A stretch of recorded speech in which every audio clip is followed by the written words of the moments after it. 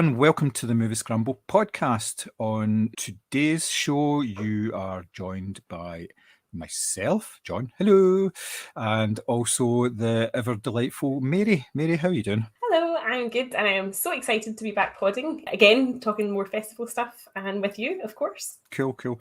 As Mary just said, we are going to be discussing the Glasgow Film Festival again on this podcast. Festival ran between the 1st and the 12th of March to record audiences. I believe you were told that the audience participation was up by about 25% based on some of the previous ones, which is excellent because it means people are getting out there and seeing films, which is all very nice. As I say, the festival ran for 12 days. There were lots and lots of lovely films spread across the GFT, Cineworld, and the CCA. So what we're going to discuss here, we'll have a quick overview of the festival in terms of what our impressions of the festival were, and also we're going to sort of pick our top 3 films that we both got to see, whether that was on the industry portal, which we had access to. Thank you very much, Glasgow Film, for that. It was very nice to have,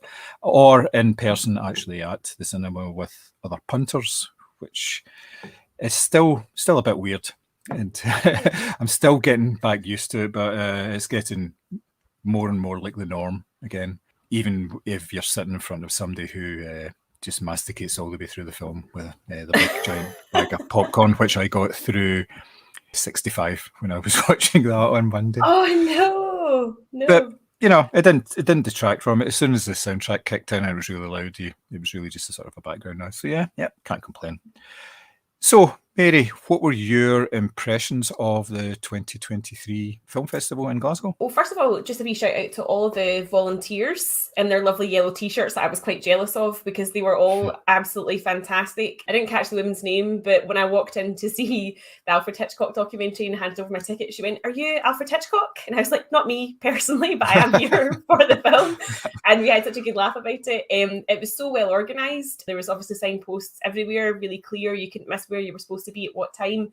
And everyone was just really helpful and friendly. And actually, what I noticed when I was going into screenings was how much everyone was in a good mood.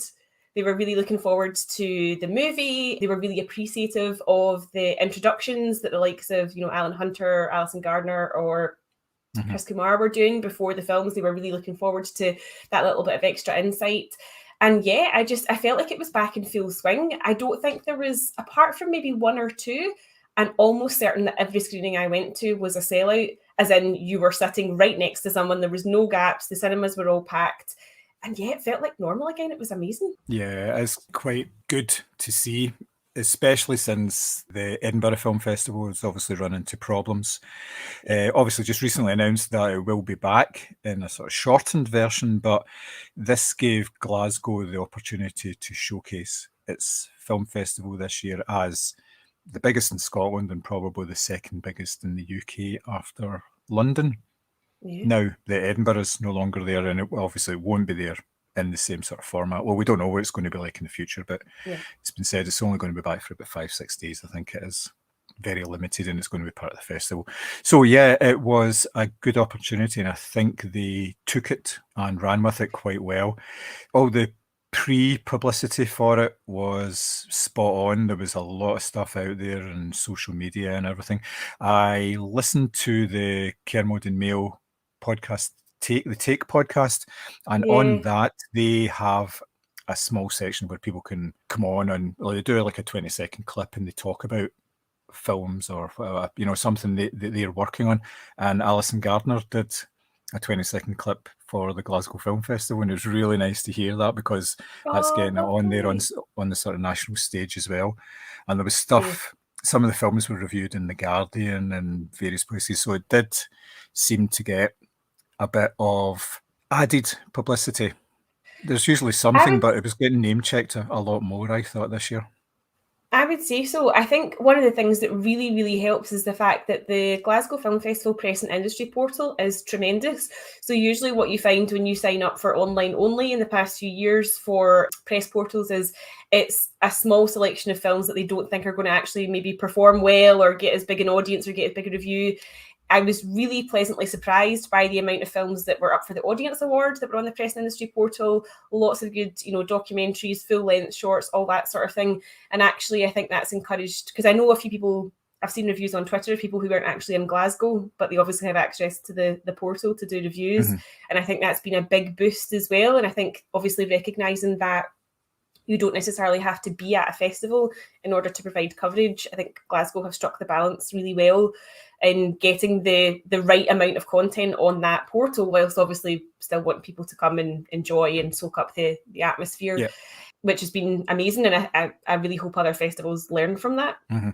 As part of the sort of the afters for the festival, they put a number of the films onto the public portal, the Glasgow Film portal. So I think there's maybe 7 or 8 films on there from the festival that are going to be on their portal for a couple of weeks that people can view at their own pace. And obviously they can find reviews for some of them as well. Quite a few of them on moviescramble.co.uk, courtesy of hands in the air from Mary. Yep. It was a busy few days. I can't remember the last time, it's so funny actually. I can't remember the last time I've seen that amount of films in such a short space of time, and then having to read my own notes back to myself and going, did I like this film? I can't remember. Yeah, it's a perennial problem, isn't it? Yeah. So what did you think of the standard of film? Not any individual films, but just the sort of standard of films. Basically, I'm asking this because I did notice that there were fewer films at the festival this year rather than previous pre-pandemic years. I would say probably about 30 or 40 films shy of what they usually have. And I base that on the fact that every day there was the classic film on GFT1, and then there was nothing until, say, 1 o'clock in the afternoon at the earliest. After that, now, what you got in previous years was there was films actually competing against that 10:30 films. So you would have things in GFT 2, 3, and probably Cineworld as well. There would be, and then obviously the repeats of them as well, because they tend to show these films at least twice at festivals. And that didn't seem to be the case. Now, was that down to the fact that there are less films out there, which is an industry-wide problem at the moment? There's content out there, but there's not the content that there was. It's still, the industry's still ramping up from its post-pandemic. A lot of stuff got put on hold and was cancelled, and it's only maybe in the last year that productions have actually been sort of back in full swing, which obviously would affect both the high end of the market, your blockbusters, your big movies, and smaller films as well. Yeah, of course. That's what I kind of thought. It wasn't a fault of the festival itself. They obviously got what they could get in terms of the best films they could get. But what did you think? Did you think it was? What did you think of the quality overall? So it definitely was interesting, because I did notice that when I downloaded the festival PDF, where you obviously can plan out what you're going to see at what time. Usually in the past, I've had to pick between, do I go and see this film at, say 5:30, or am I going to make it if that film only finishes at, 5:15? Am I going to run down from one venue to the other? And there usually is that choice to make. Whereas this year I managed to coordinate my viewing where nothing was interrupting anything else. And that felt strange. I thought I did wonder if there was less content. However, I absolutely don't think that there was a lack of quality. I think that, there are certainly films that I watched that I perhaps didn't enjoy, but I don't think that's the same as them not being quality films. I think everything that I saw was excellent. And actually, there was a number of UK premieres, European premieres, and a real host of feature-length debuts, and specifically feature-length debuts by women as well. And I think it's really important that we use festivals for, platforms for these type of artists and creators. So no, I wouldn't say the quality suffered at all, but I did notice that, for me anyway, it looked like there was less overall content. But I don't think that's a bad thing. Film festivals can be stressful when you're trying to run up Sucky Hall Street from one end to the other to get to different venues. True. Yeah, it was interesting that the film festival coincided with International Women's Day as well, so they were able to basically focus the whole of that day on, like I say, debut features by female directors and stuff like that. So that was interesting. Although my wife did point out to me that, yes, they do have an International Women's Day, but you also have a pie week. So why are pies getting 6 more days than women? And and that was one that I just didn't answer. I wasn't going to answer that one. I don't think there is an answer to that, actually. I mean, probably not one that's podcast appropriate anyway, but that's brilliant. That's brilliant. Yeah, there's no right answer for that. No matter what, you're going to end up getting some sort of abuse for what you say, because it'll come out as cheeky no matter what you say. Yeah, that was a wise husband move, just to go. Oh yeah, dear, yeah, I have definitely. no idea. Just go, terrible. So I thought we could take a wee dive into some of the films that we did actually see. So what we've decided on is to come up with a top 3 each of the films that were screened at the festival. Now, from what you've said before, you've had a bit of problem with us, but not in a bad way. Yeah. So it's nice when you've got too many to choose from. It shows that you had a good time. And I'd like to obviously point out the same as Mary, that even if you watched even though I watched a film and I didn't enjoy it, it's something that got made. Somebody sweated buckets to get this off the ground and actually get it made. And it's so difficult to actually make any sort of feature film. And everybody who's working on these films, especially in small independent films, they're on this night and day. It's almost like life and death for them, because they're so passionate about it.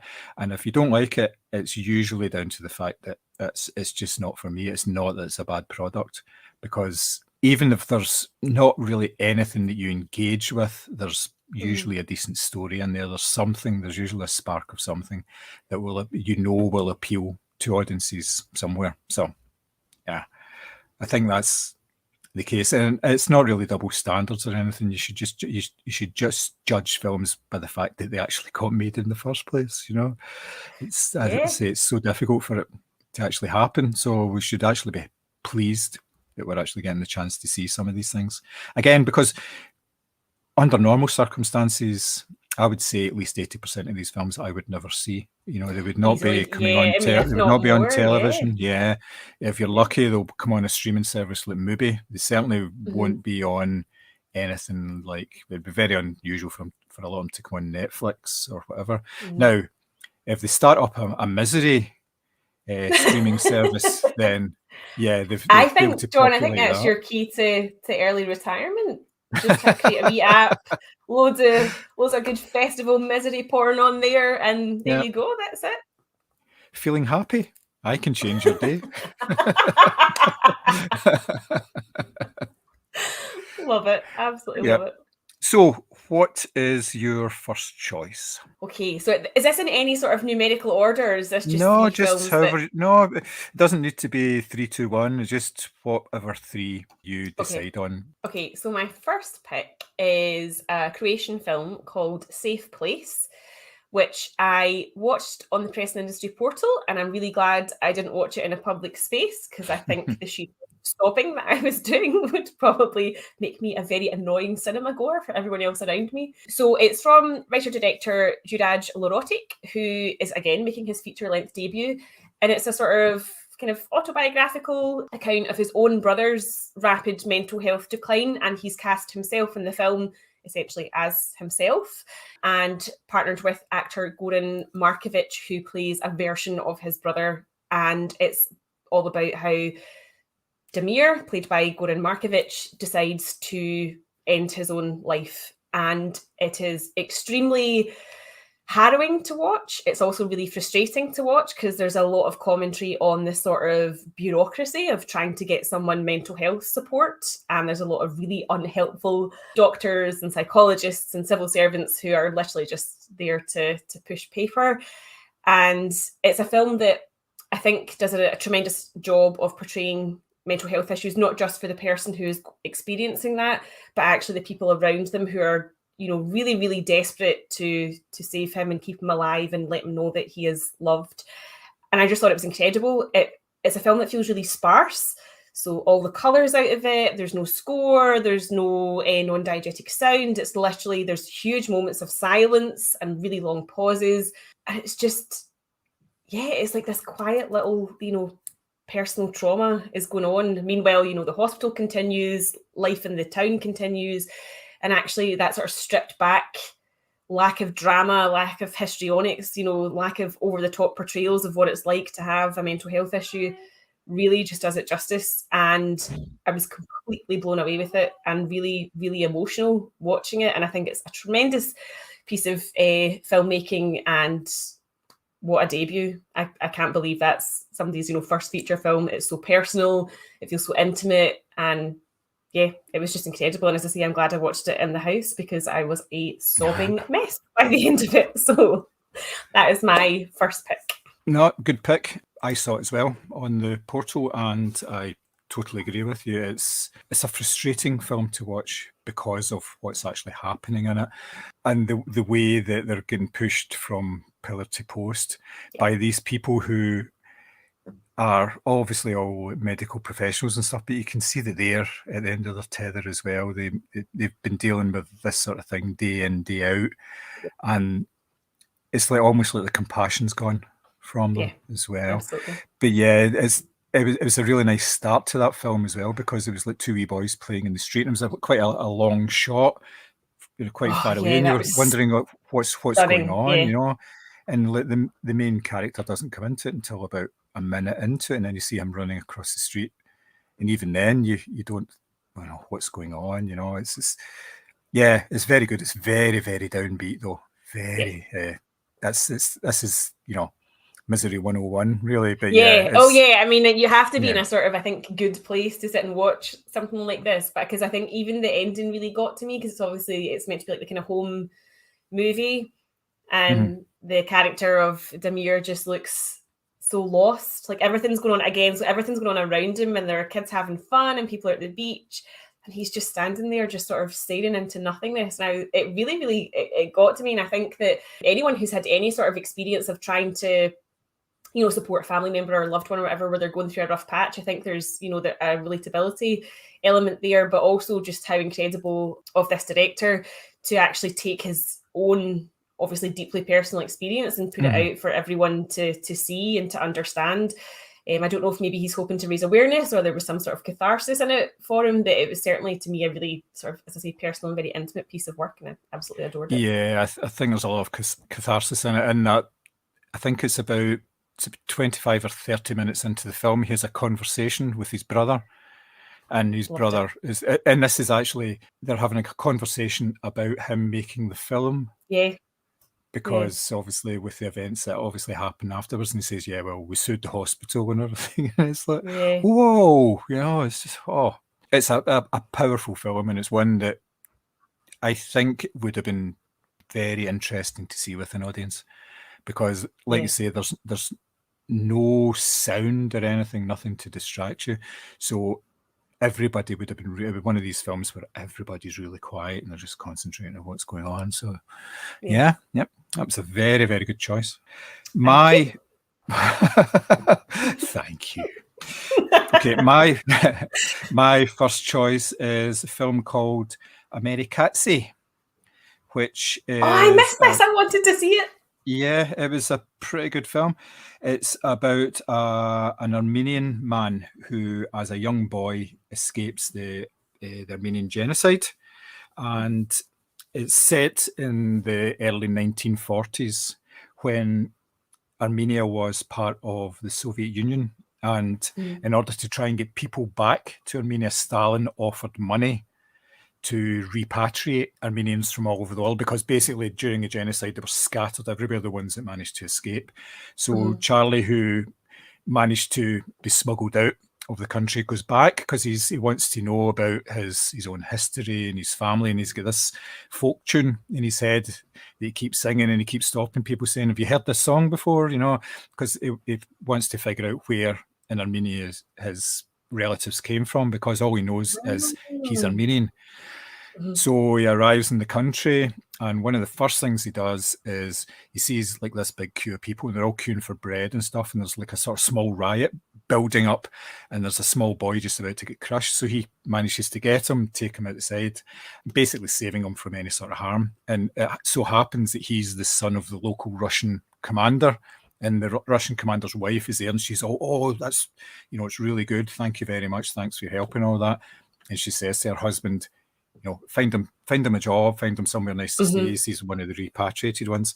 But the husband's kind of jealous of the fact that this American guy has come out. Sorry, I should have said he'd been living in America, so he's like fully sort of Americanized, with a decent suit on and like nice ties and everything. So the Russian commander decides, no, I'm going to put him in jail as an American spy. Oh my God, I love it. So he gets stuck in this American jail. He gets stuck in a jail, forced to sign a confession in triplicate, saying he's a spy, and he's just about to get sent off to. He gets put in.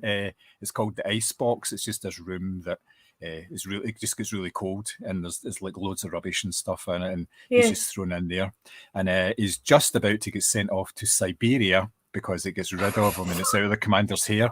Then there's an earthquake, and part of the wall of the prison falls down in various places. So they say, right, you're not going to Siberia, you're going to fix the wall.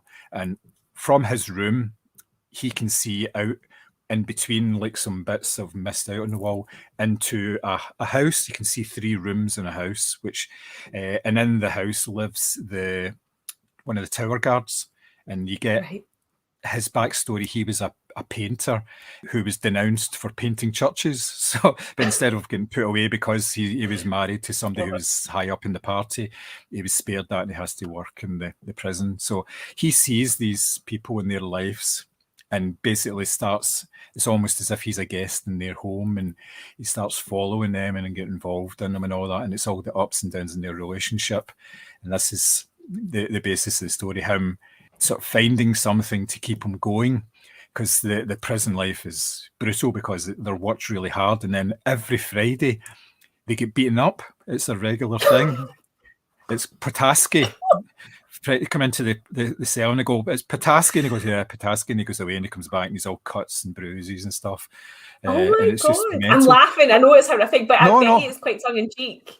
Oh, the thing is, the film itself, it's full of like quite sort of light-hearted music. His portrayal is quite light. He's a very likable character, and he gets on very well with everybody. And it's sort of this sort of fish out of water because he can't speak a lot of Armenian, and so in that way it is kind of light. But it's like totally brutal. All these things that are happening to him and around him, and sort of the conditions he's in and everything like that. But even then, it is kind of light, and you see the sort of the best part of it and all that, best part of all the people involved and things like that. So it was actually a lovely film. I really, really enjoyed it. I thought it was fantastic. And I didn't expect it. I thought, when I read the synopsis of it, I thought, this is going to be totally brutal. This is going to be hard going. It's going to be harrowing. And it was nothing like that at all. Even like the colour palette was sort of nice, and, it was a bit more colourful than you would expect for, a Soviet state in the 1940s. So, it's definitely worth a go. That sounds excellent. I'm going to see if that's on Glasgow Film at Home, actually, because that sounds right up my street. That sounds really good. Yeah, I think that's one that might pop up in one of the streaming services because it would fit quite nicely, and something like Amazon, I think, something like that. So yeah. So choice number 2. So I feel like I've gone for none of the fun stuff that I saw. The next choice I'm going to go for is a film called Plan 75.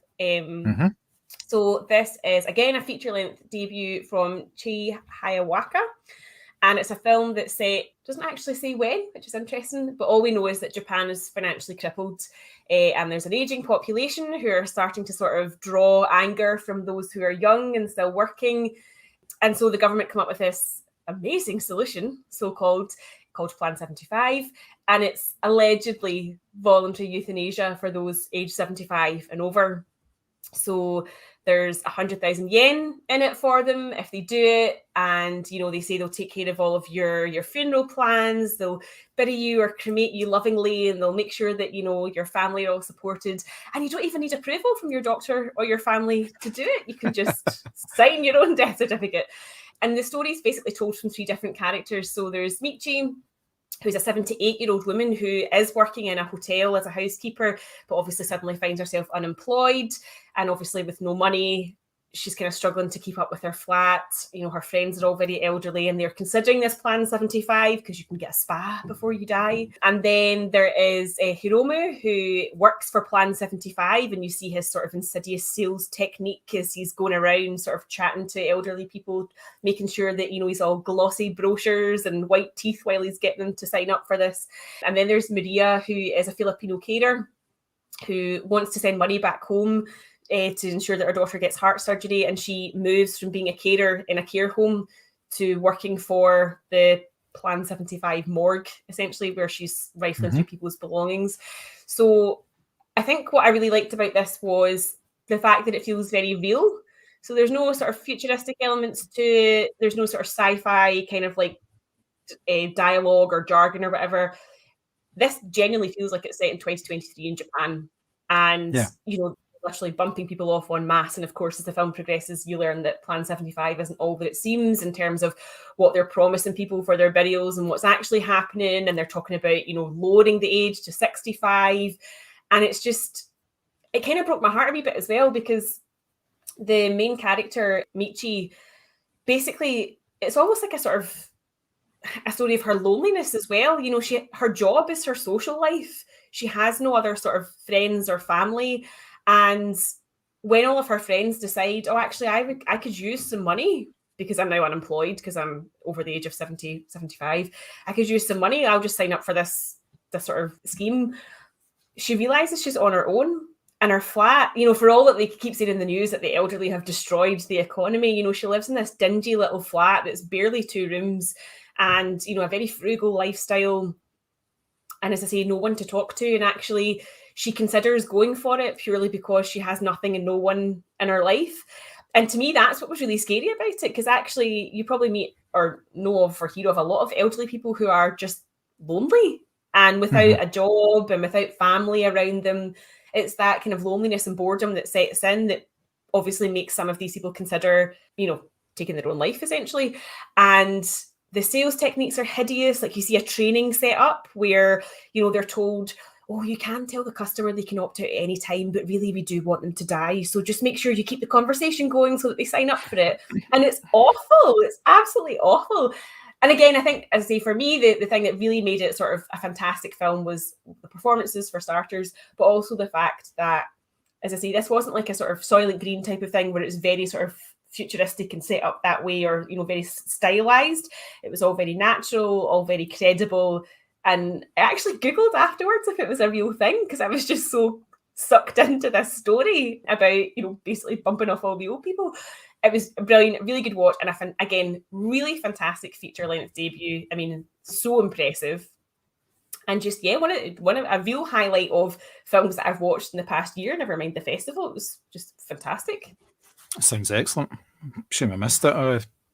I'd seen sort of some information about it and I thought it looked fairly decent, but I didn't think it was that good. That's definitely one to look out for. Definitely give that a go, yeah. Excellent. Yeah.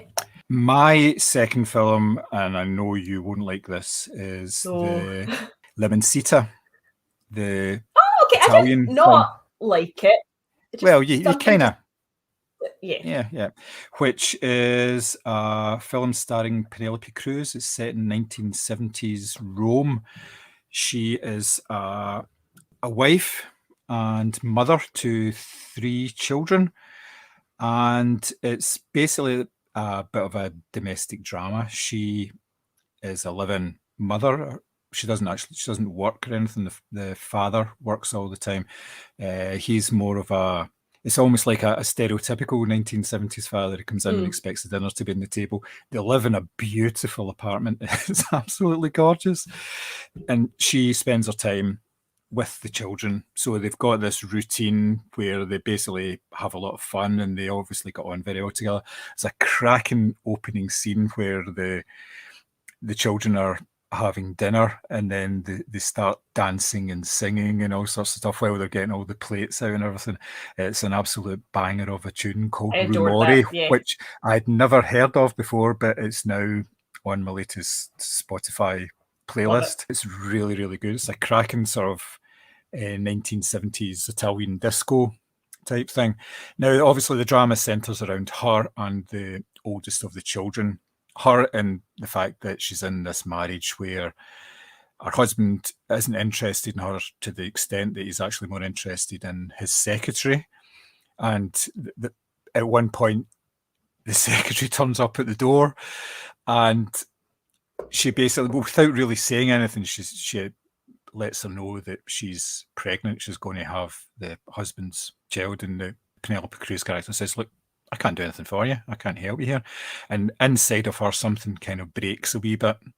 She was kind of on the edge anyway, because I think she was dissatisfied with the way her life had been going. She doesn't hate her life because she loves her children and she loves the sort of energy that they have, and she thrives on that and the way that they seem to bring out the sort of best in her.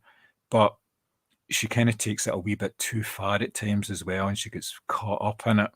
And you see elements of her wanting to spend more time with the children, even when they're with all their extended family. She prefers the company of the children rather than the adults, because the adults have become more sort of staid and boring. Now, the other way to look at it is, is it her that she can't integrate with adults and she can't function in an adult society? That's kind of reflected in the way that the daughter, Andre, or she wants to be called Andrew, so she dresses up as if she's a boy, and she makes friends with a local girl from, it's emphasised that it's not a travelling community. They're sort of, there's low construction workers or something like it's like a wee sort of workers camp rather than a travellers camp, and they have a sort of, it's almost like a budding romance, but it's a lot of a friendship as well, and it's really nicely done, and it doesn't really go anywhere. It doesn't get sexualized in any way, which I thought was really nice. It was all kind of dead pure and very sort of straightforward.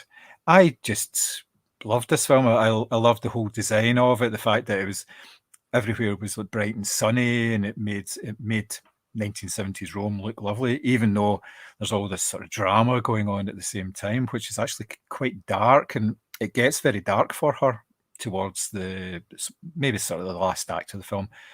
It gets very dark and very real for her, but even then, it's still all beautiful clothes and going to holiday homes and all this sort of stuff. So yeah, I thought it was a fantastic film. I really enjoyed the main performances. Obviously, it's Penelope Cruz. You can't really go wrong. But yeah, you didn't quite connect with it. Yeah, I felt like there was two different films going on. So it's the story of Andre and their desire to be a boy. And then there's the story of Penelope Cruz's character quite obviously heading towards some sort of mental breakdown. And I felt like they were almost competing with each other. And I think that in a film that kind of sort of relegated Penelope Cruz to a supporting role, to me, that will always be a crime, because she should be front and centre of everything. That's what didn't click for me. I loved the setting. I loved the costumes. I loved the cinematography. I loved the big song and dance numbers. I live for that sort of thing. Like, any film where someone's going to burst into song, I'm so happy about. But yeah, there was something about it that I felt like the two narratives were almost competing with each other. And it was like they didn't quite know which storyline to make the main and sort of really sort of deep dive into. And for me, just didn't quite click. That's not to say I didn't appreciate it visually. This is what I was saying kind of earlier. There's not a film where, even if it doesn't do anything for me, I can look at it as a piece of cinema and go, visuals were stunning. It made 1970s Rome feel sort of sweaty and sexy and all the rest of it. And I can appreciate, obviously, the performances. But yeah, something just didn't quite click for me. Yeah, that's fair enough. I can totally understand that. It can be that sort of thing. You either like it or you don't. And again, a lot of what we talk about is opinion and personal preference anyway. Yeah. So I mean, I'm not going to fall out with you about it, but I might. I must admit, as I saw this, I can't remember whose description it was, but it was like Penelope Cruz stars as a bored housewife, and I was like, I'm in. I'm in. I don't care what the rest of it is. I'm in.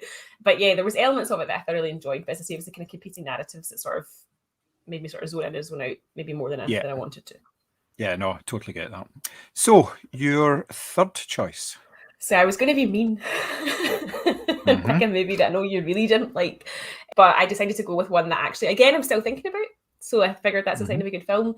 And that is Alex Shad's Skin Deep, which is a German language film, which he co-wrote with his brother Dimitri Shad, who people might recognise as the undercover cop from Cleo that was on Netflix, which I really enjoyed.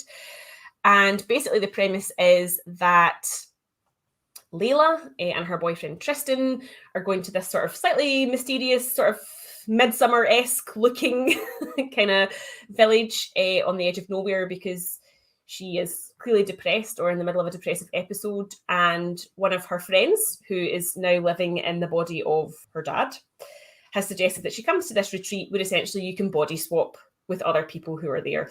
So it's a random lottery as to who you body swap with. They literally pick names out of a hat. And Layla and Tristan find themselves getting paired up with another couple, Mo, played by Dimitri Shad himself, and Fabienne, played by Mariam Zari. And Mo is an obnoxious dick who chews with his mouth open. He wears burgundy flashy suits. He's got the medallion on. And Fabienne's this, super cultured, refined, looks hot as fuck, smoking a cigarette type of wife. So they swap bodies with Layla and Tristan. And Layla, in her new body, suddenly discovers a new lease of life. I don't quite know how the science works, but she's no longer depressed. She wants to go out and run. She wants to make the most of her new body. She feels good for the first time in a long time, whereas Tristan's having a terrible time because he is now Mo, and he's devastated that his six-pack has disappeared and it's been replaced by a hairy belly. And there is elements of comedy in it with the sort of body swap thing, but actually I thought there was a lot of really interesting commentary on, sort of this notion that if you could step outside of your own body, would you be a different person? Or what kind of form does, healing take place in? And, sort of this whole kind of experimentation with, who are we? Are we the outer shell, or are we what goes on inside us? This sort of like dichotomy between who we are physically and who we are mentally. So I really enjoyed it. The performances are absolutely excellent, especially because the characters aren't just playing themselves, they're playing whoever they've body swapped with as well. So they're having to take on elements of the personalities of people who really only had about 5 or 10 minutes of screen time, and then they then have to become someone else and make it very clear to the audience who they're being at that particular moment in time. So I just thought it was really interesting, especially because as Layla sort of progresses throughout the film, she is begging her boyfriend to stay there because she can't bear to go back into her own skin because she feels like all the problems will come back. So she actually body swaps with Roman, a man, and then she essentially asks her partner Tristan to fall in love with her as a man. So it all gets a bit complicated, it all gets a bit interesting. But, there's a line in the film where she says, I've had a rough patch for as long as I can remember. I'm sick and I want it to stop. And there's this notion of if she could just step outside herself, it would stop. So it probably raises more questions than it actually answers. But I was so totally intrigued by this notion of what is wellness, what is healing, who are we, outer shell, inner shell, all that sort of thing. It's extremely well written. The performances are excellent. As I say, they're playing multiple characters at all times. And yeah, it just, again, I'm still thinking about it. So that to me is a sign of a good film. And I won't lie, I was drawn in initially because Dimitri Shad is absolutely gorgeous and really funny in Cleo, which I fully recommend. But this really just took my breath away in terms of, oh, okay, this is a meditation on something a bit deeper. If you go into it and you don't know anything about it, the opening sequence is very confusing because you have a man looking at his presumably dead daughter on the bed and going, Papa, you've died? And I was like, huh? What's going on? But obviously explains it really, really quickly. And I think it takes a lot for a script to explain a concept that's so complicated and make sure that the audience understands what's going on at all times, but you never feel out of the loop, which is a remarkable feat in itself. So yeah, I really enjoyed it, and that was my final pick. I've not picked any fun stuff this year, but these have just been so impressive to me that I couldn't not talk about them. Well, there's something to be said for films that are serious. It can be fun in a different way. Yeah, it doesn't need to be laugh out loud funny to be interesting. But that sounds like a really good choice. Hopefully I'll get to see it again. I didn't manage to get to see that one during the festival, so yeah, it's good. I think that might be on Glasgow Film at Home because it was up for the Audience Award. Right, okay. I'll take a look at it, see if I can find it. That'll be very good. My final choice, I had a couple that I could have chosen here, but my final choice, I went for The Civil Dead, which is pretty much a two-hander, this film. It's about a struggling artist. He's a photographer called Clay, who is wanting to become famous and, you know, revered in art circles, but he's a bit lazy, I think. So he gets the chance to do a wee bit of work uninterrupted. His wife goes out of town for a couple of days, and basically all he wants to do is sit about and binge TV shows and eat stuff, to the extent where he takes the mattress out of the bedroom and takes it through to the living room, because there's only a television in the living room and he wants to lie What down on the genius! floor. Yeah, and watch the telly. But he gets a wee bit inspired, and he decides to go out and start doing some sort of street photography. And he's taking some pictures, and he sees a guy in when he's taking the pictures, and it turns out it's one of his old friends, a guy called Whit. And he starts chatting to Whit. He hasn't seen Whit for years, and they go on really well and everything, and he invites him back to the house. And Whit's a wee bit offhand, a wee bit strange. He won't take a drink or anything. He's not interested in doing that. But, you know, Clay just sort of brushes it off, drinks too much, falls asleep, wakes up next morning. Whit's still sitting there, you know, just as if he's been there all night. And it turns out he had been there all night, because Whit is a ghost and only Clay can see him. Whit died about 3 or 4 years before, and he's been wandering Los Angeles ever since, and no one can see him. He can't go into he can go places, but he can't touch anything. He can't open doors or anything like that. And he kind of gets this across to Clay that he is, and obviously Clay believes him, because there's a scene where Clay's talking to his neighbour, and Whit is in between them, and he's waving his hands and everything, and the neighbour's none the wiser, because he doesn't see him, only he can see him. And they basically spend a wee bit of time together, and it becomes clear that Clay's he doesn't want to hang about with them anymore. But obviously Whit wants to hang about with Clay, because he's found somebody that can actually talk to him and see him. So, and that's the basis of the story, the fact that they're having to reconcile the fact that Clay really wants to just go and do his own thing, but he feels there's an obligation to Whit as well, and has to sort of interact with him. So he says, right, we'll spend a week apart, and then we'll come back and we can decide what we're going to do and everything, you know, but I need a bit of space. And it lasts one day before Whit's back at the door, you know, annoying him and all that, doing ghostly things. And there's a whole sort of third act where they go away to the mountains and like together to do stuff and all that. It's a really good film, because it's mainly just the two of them. So it's their interactions are the key to this film. And the back and forth between them is really good, because the Clay character's really good anyway, because he's like dead sort of slovenly, and he decides he wants a sort of a different type of haircut, and he sees this one, and it's one of these ones where it's all brushed forward. It's sort of like almost like a old Harry Styles type hairdo. And he shows this to his wife, and his wife goes, "But your hair's dead thin, it won't look like that." He goes, "Oh no," and he cuts it, and it's just this horrible bowl cut with a mullet at the same time, you know, just this sort of crescent moon shape across his forehead. No. So there's lots of funny wee moments in it, things that he does, and Clay's not a particularly nice person, but you want to know what happens, because it's such an unusual story. It's not something, usually if it's a ghost story, there's some sort of, you know, there's a supernatural element to it, as well as to why they're there. Yeah, there's nothing like that. It's just he's become a ghost and he walks about, and there's none of this, you know, if we do this, then I can ascend to a higher plane, because Whit doesn't know what's going on either. He just knows nobody can see him, and he died, and that's it. I quite like that, though. I quite like the fact that there is no explanation. There's no explanation as to why he can see him, why he's a ghost. Oh, I quite like that. Yeah, so it was a pretty decent film, and again, it was quite a short one. I think it was like about 90 minutes long, so it kind of zipped by quite nicely. Very sort of lo-fi filmmaking. There was wee bits and pieces of music, but there wasn't like an awful lot of score in it and all that. So it was all down to the script and the way that the two main actors sort of got it across to each other. So yeah, it's impressive stuff. It was nice. That sounds excellent. I need to try and find that, because that sounds like something I would really enjoy. So yeah, that sounds good. It was pretty good. It's pretty good. So I'm intrigued. What was the one that you thought You weren't. You were going to choose. I like movies because I know you really didn't Oh, like yeah, the central yeah. character, but I swear if you go back to it, yeah, I mean, he's every film dick you've ever met, right? You know, Mm-hmm. somebody who, you know, I don't want to sell Shrek DVDs. I want to talk about Paul Thomas Anderson. I totally get that because at first, I mean, I went to see it in the cinema and it was actually quite good because there was lots of people who were laughing and really like getting on board with it. And at first, yeah, that character did really annoy the shit out of me because I was like, oh god, that's why people hate the film community because it seems really exclusive and up its own arse.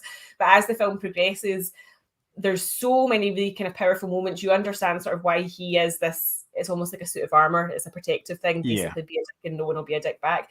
Really, really loved it. And again, a feature-length debut. I thought the performances were great, and it did really, really make me laugh. But there's also a couple of sort of quick punches in there about commentary again about the industry itself, particularly how the industry treats women.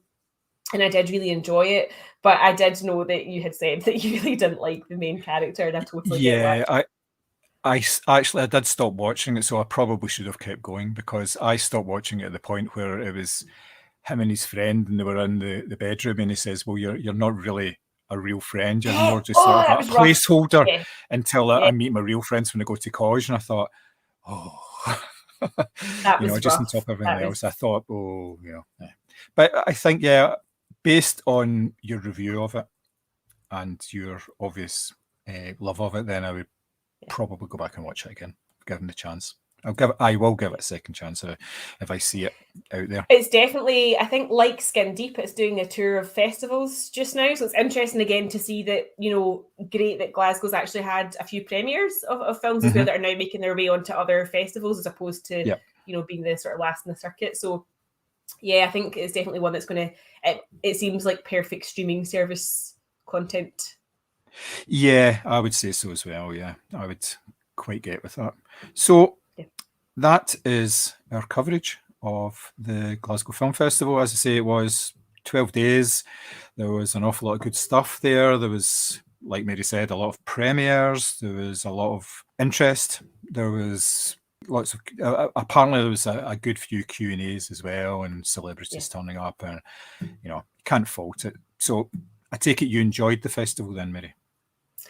12 days of absolute bliss. Roll on 2024. Yes, yeah, that will be particularly good, I think. So the film festival in 2024 now. Trying to see if I've got anything. I don't think anything's been announced yet. Is it not been announced yet? Okay, right. No. That would make sense because it would have popped up. But it will be around about the same time in next year, I would imagine. It's usually the end of February, start of March, just depending on the dates. It was particularly late this year, just the way that the calendars seem to work. So yes, roll on the next one. So that's us for today. As usual, you can get us on the normal social media channels, usual Facebook, etc., at Moviescramble. You can send us an email at podcast@moviescramble.co.uk. We would love to hear from you. If you are listening to this on a podcast app, please give us a review, give us a star rating. It really helps with getting our podcast out there and getting it in front of more people, whether they listen to it or not.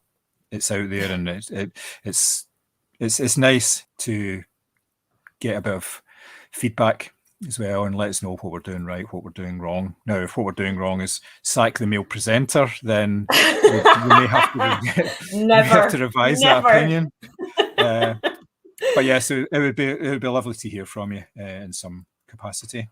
So we will be back shortly. We are back in the saddle, so to speak, in terms of podcasting. We have some interesting podcasts lined up. We are going to be continuing with our Hitchcock marathon, and we are going to get back into reviewing more current releases as well, since we all seem to be back at the cinemas a wee bit more, and we're actually getting to see a few more things. So that'll be very nice. I'm looking forward to chatting about a lot of stuff, especially I think John Wick 4 may be on the horizon for us, because our very first podcast was John Wick 3. So it would be a nice one to do. That would be lovely. Yeah, that'd be good.